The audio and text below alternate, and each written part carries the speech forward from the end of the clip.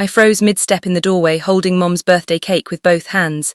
The candles flickered against my face as her voice cut through the dining room laughter. "Talia's my real daughter," she said, lifting her wine glass toward my older sister. "Alina, she's just the backup plan." The room erupted. Aunt Diane clutched her chest laughing. Uncle Mark slapped the table. Even Talia's fiancé grinned like it was the punchline of the year. My hands trembled. The cake felt heavier than it should. I set it down carefully, straightened my shoulders and said loud enough for everyone to hear, "Then happy birthday to your main daughter." The laughter stopped. I grabbed my purse and walked toward the door. Mom's voice chased me. "Don't be dramatic, Alina." I didn't turn around. The cool night air hit my face as I stepped outside. My phone buzzed in my pocket, a text from Mom already. "Don't overreact, you know I didn't mean it." I stared at the message for a long time. Then I turned off my phone and kept walking. "Before I continue, tell me where you're watching from so I know we're not alone in this." "My name is Alina Dorsey. I'm 26 years old and I've spent most of my life being the responsible one. While Talia got dance lessons and summer trips to California, I worked 2 jobs through college to help Mom with bills. After Dad died when I was 19, I became the safety net nobody thanked. I paid the electric bill when Mom forgot. I covered Talia's car insurance when she crashed her Honda. I showed up to every family dinner with groceries nobody asked me to bring. And through it all I kept telling myself it was love, that family meant sacrifice, that one day they'd see me. But that night, standing in the driveway with my hands still smelling like vanilla frosting, I realized something. They did see me. They just saw me as convenient. My phone buzzed again. Another text. "You're being childish." I deleted it without reading the rest. At 2 in the morning, I packed my life into 3 suitcases and 4 cardboard boxes. My childhood bedroom looked smaller than I remembered. The walls still had tape marks from posters I'd taken down years ago. I found old photos under my bed, me and Talia at the county fair, Dad holding both of us on his shoulders, Mom smiling in a way I hadn't seen in years. I almost cried. Then I saw Mom's Facebook post from last month. A picture of Talia with the caption, "The reason I wake up every day." I closed the photo album. I taped the last box shut, loaded everything into my beat-up Toyota and left the house key on the kitchen counter. No note, no goodbye, just silence. I drove across town to a tiny studio apartment I'd found online. It smelled like old carpet and someone else's cooking. The walls were thin, the shower dripped, but it was mine. Nobody could call me ungrateful here. Nobody could call me a backup plan. The first month was brutal. I worked mornings at a cafe on 5th Street making lattes for people who didn't look at me. At night I cleaned offices downtown, vacuuming floors while the city slept. Every dollar went into a jar labeled freedom.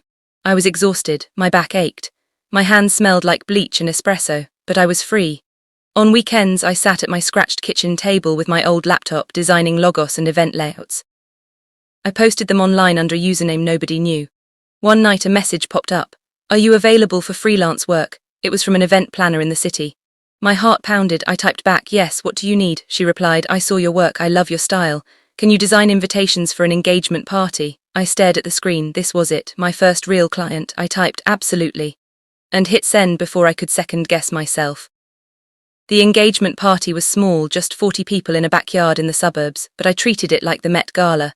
I designed custom invitations, table cards, and a welcome sign that made the bride cry when she saw it. She hugged me. This is exactly what I imagined.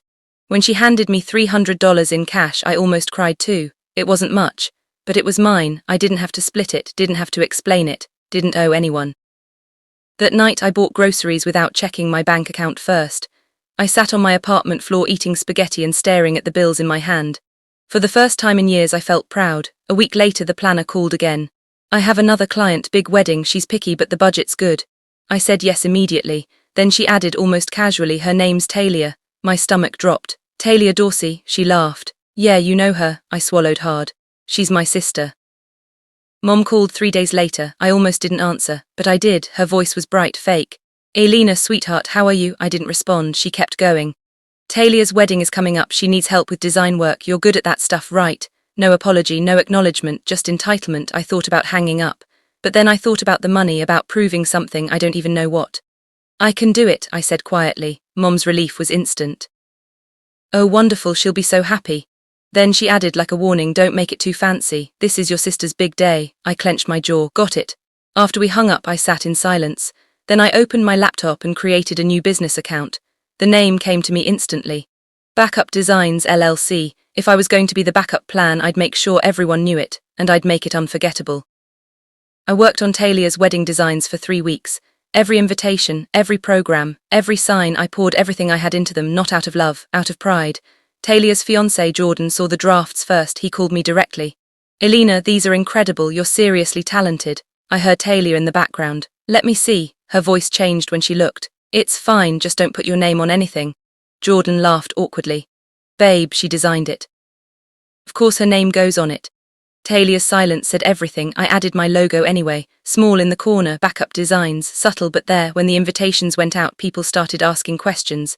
"Who did your design work?" Talia would smile tightly. "A local artist." She never said my name, but the logo was right there and people noticed. My website traffic doubled, then tripled. I got my first inquiry from someone in Los Angeles, all because of Talia's wedding. The irony was perfect. The wedding day arrived. I showed up early to set everything up. The venue was beautiful, a barn renovated into something elegant. My designs were everywhere, on the welcome sign, the seating chart, the programs stacked neatly on vintage tables. Guests took photos. Every single one included my logo. By the evening, Instagram was flooded. Backup designs started trending locally. A popular wedding influencer reposted one of the photos. "Obsessed with this aesthetic. Who's the designer?" Someone tagged my account. My phone exploded. New followers, new messages, new inquiries. I stood in the back of the reception watching Talia dance with Jordan, completely unaware that her wedding was launching my career. Mom saw me and walked over. "You did good, Alina." She said it like she was giving me permission to exist. I smiled. "Thanks, Mom." But inside, I was already planning my next move. This was just the beginning. Within 3 weeks, my business exploded. I got hired by event planners in Atlanta, New York, and Los Angeles. My Instagram went from 200 followers to 15,000. I was working 16-hour days, but I loved it. Every project was proof. Proof I wasn't a backup. Proof I didn't need them. I moved into a small loft downtown. It had exposed brick, tall windows, and a view of the city skyline. The kind of place I used to dream about. I bought my first real couch, hung up my designs like art. I was building something mine. Then Mom called again. Her voice was softer this time. "Sweetheart, we haven't seen you in a while. Maybe you could come by for dinner." I looked around my loft, the space I'd built without her. "I'm pretty busy, Mom," she paused. "I know you're doing well. I'm proud of you." The words should have felt good, but they felt empty, like she was only proud now that I had something to offer. A month later, Mom called again. This time her voice was strained. "Talia's husband lost his job. They're really struggling." I waited. I knew what was coming. "You're doing so well now. Maybe you could help your sister out just a little." I should have said no, but guilt is a heavy thing. I sent $500, no message, just a transfer. 2 days later, Talia posted on Instagram a photo of a brand new iPhone with the caption, "Treating myself because I deserve it." No mention of me, no thank you. I stared at the post for a long time, then I blocked her, not out of anger, out of clarity. I was done being their ATM. Done being the backup plan who showed up when the main one failed. I had my own life now, and they weren't part of it anymore. Mom invited me home for Thanksgiving. I almost said no, but something made me go. Maybe I wanted to see if anything had changed. It hadn't. When I walked in, Talia and her friends were in the living room. They looked up when I entered. One of them smirked. "So, how's the little art thing going?" The others giggled. I smiled. "It's going well, just finished a project in New York." Talia rolled her eyes. "Must be nice playing with colors all day." Mom laughed from the kitchen. "She's creative, not everyone's built for real work." The words hit me like a slap, but I didn't react. I just stood there calm. One of Talia's friends, a woman in a designer dress, leaned forward. "Actually, I'd love to see your work. Do you have a card?" I handed her one. She studied it, impressed. "Backup designs, I love that." Talia's smile disappeared, and I knew that quiet moment was worth more than any argument. Woman from Thanksgiving turned out to be Vanessa Cross, a celebrity wedding planner. She called me 2 weeks later. "I want to hire you for a project. It's a high-profile wedding, big budget, national coverage." I almost dropped my phone. "Are you serious?" She laughed. "Dead serious. I've been following your work. You're exactly what I need." The event was in 6 weeks. I worked day and night. Every detail had to be perfect. When the wedding happened, it was stunning. Photos went viral. Major magazines featured it, and in every single shot my logo was visible. Backup designs, the name everyone kept asking about. My inbox flooded, brand deals, speaking requests, interview invitations. I was everywhere, and then Talia saw it. She texted me, furious. "You used my wedding to promote yourself." I stared at the message. Then I typed back, "You used me for years. I just learned from the best." She didn't respond, but I knew she saw it. And I knew it hurt. A week later, Talia showed up at my studio. She didn't knock, just walked in like she owned the place. You think you're so much better than me now. Her voice was shaking. I stayed seated. I never said that. You didn't have to. She pointed at the walls covered in my designs. You used my wedding, my day, to build this. I stood slowly. You've used me my entire life. I paid your bills, covered your mistakes, and you never once said thank you. Her eyes filled with tears. That's what family does. No, I said quietly, that's what I did and you let me. She turned to leave, but before she could, Mom appeared in the doorway. She'd been listening. Her face was hard, and then she slapped me. The sound echoed in the small room. My cheek burned, but I didn't move. Mom's voice was ice. You've become cruel, Alina. I touched my face, still staring at her. I learned from you. She left without another word. Talia followed. And I stood there, alone, finally free. 2 weeks later there was a family barbecue. Mom insisted I come. Against my better judgment I went. It was a mistake. The moment I arrived I could feel the tension. Aunts and uncles smiled tightly. Cousins avoided eye contact. Talia sat in the corner, arms crossed. Then Mom started, loud enough for everyone to hear. Alina thinks she's too good for this family now. She forgets where she came from. I stayed quiet. She kept going. She's jealous of her sister, always has been. Can't stand to see Talia happy. Someone was recording. I saw the phone in the corner of my eye, but I didn't react. I just stood, grabbed my purse and walked out. Behind me I heard Mom shout, see, she can't even handle the truth. By that night the video was on TikTok. The comments poured in. That Mom is toxic. The daughter deserves better. This is heartbreaking. My business account gained 200,000 followers overnight, and I never said a word. The silence became my power. I didn't respond to the video, didn't defend myself, didn't explain. I just kept working. Brand deals rolled in, speaking engagements, features in design magazines. Backup designs became a movement. People messaged me daily. You inspired me to leave my toxic family. I started my own business because of you. Thank you for showing us it's okay to choose yourself. I read every message and I realized something. My story wasn't just mine anymore.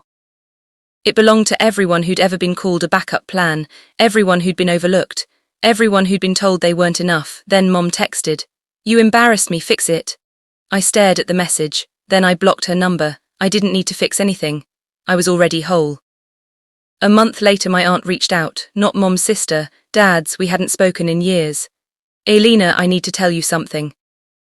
Your father left money for you and Talia before he died. Your mother was supposed to split it. My heart stopped. What? She gave everything to Talia. I have the bank documents. I thought you should know. She emailed me the proof, account statements, transfer records, everything. Dad had left us each $50,000. Mom had transferred my share to Talia's account 3 months after he died. I sat in my apartment staring at the documents. I wasn't surprised, just heartbroken. Not because of the money, because of the lie, because even in death Dad had thought of me, and Mom had erased it. I printed the documents, then I called Mom. We need to talk. I met Mom at a diner across town. She looked smaller than I remembered. Tired, I slid the documents across the table. Dad left me money. You gave it all to Talia. Her face went pale. Alina, I can explain. Don't. My voice was steady. You didn't just choose her, you robbed me. She looked away. You were always fine. You didn't need it like she did. I worked 2 jobs through college, Mom. I lived on ramen and stress. And you gave my inheritance to Talia so she could what? Buy a car, take trips. Mom's voice cracked. You've always been too sensitive. I stood. And you've always been cruel. I left the documents on the table. Keep them. I don't need your money anymore. I built something you couldn't steal. I walked out and I never looked back. I didn't argue, didn't yell, didn't beg for an apology I'd never get. I just kept building. I expanded backup designs, hired a small team, started a mentorship program for young designers from broken homes, kids who'd been overlooked, kids who'd been told they weren't enough. I gave them what no one gave me. A chance. My company grew, my peace grew, and slowly I stopped thinking about them. Then Talia called. Her voice was broken. Jordan left me. I didn't respond. She sobbed, I don't know what to do. I'm drowning in debt. He took everything. Part of me wanted to gloat, but mostly I just felt sad. I'm sorry, Talia. Can you help me? I closed my eyes. No, please, I'm your sister. You were my sister when I needed you too, and you laughed. I hung up. It wasn't revenge, it was survival. Mom started calling again, leaving voicemails. Talia needs help. Family helps family. I listened to each one, then deleted them. A month later I got an email. A corporate client wanted to hire me. The contact name made me pause. Jordan Mitchell, Talia's ex-husband. I stared at the screen. This was a test. Accept the job and I'd look petty. Decline it and I'd look weak. I accepted. Not for him, not for revenge, for me. I handled the project professionally, met deadlines. Delivered exceptional work. When it launched, it made national headlines. Backup Designs redefines corporate events. Jordan sent a thank you email. You're incredible at what you do. I didn't respond. But I saved the email because it was proof. Proof that my value wasn't tied to their approval. It never had been. 6 months passed, then a year. My business thrived, I travelled, spoke at conferences, lived a life I'd built brick by brick. Then I heard the whispers. Mom's friends were talking. Isn't that the daughter she called a backup plan? I heard she's a millionaire now. Such a shame, they could have had a relationship. The shame crept into Mom's world slowly, quietly, at church, at the grocery store. Everywhere she went, someone had seen the video. Someone knew the story. I didn't gloat. Didn't post about it, I just lived, and that somehow was the loudest statement I could make. Then one night my phone rang. It was Mom. Her voice was small. I just want my family back. I didn't hang up, but I didn't respond either. I just listened to her cry. Then I said softly, you had me, you just didn't want me. And I hung up. Mom showed up at my office a week later, unannounced. My assistant tried to stop her, but I let her in. She looked older, fragile. We sat across from each other in silence. I didn't mean to hurt you, she finally said. I looked at her, really looked. You did though, for years, she nodded. I was wrong. The words should have felt like victory, but they just felt sad. I forgive you, Mom. Her eyes filled with hope. But forgiveness doesn't mean access. Her face fell. You're my daughter. And you taught me that love has conditions. So here's mine. I'll be polite, I'll be civil, but I won't be your safety net anymore. She stood slowly. You turned out stronger than I ever was. I didn't respond. She left quietly. And I sat there feeling lighter than I had in years. Months later, I was invited to speak on a talk show. They wanted to hear my story. I almost said no, but something told me to go. The host asked, why did you name your company Backup Designs? I smiled. Because being the backup taught me how to survive when the main plan failed. The audience erupted. That clip went viral.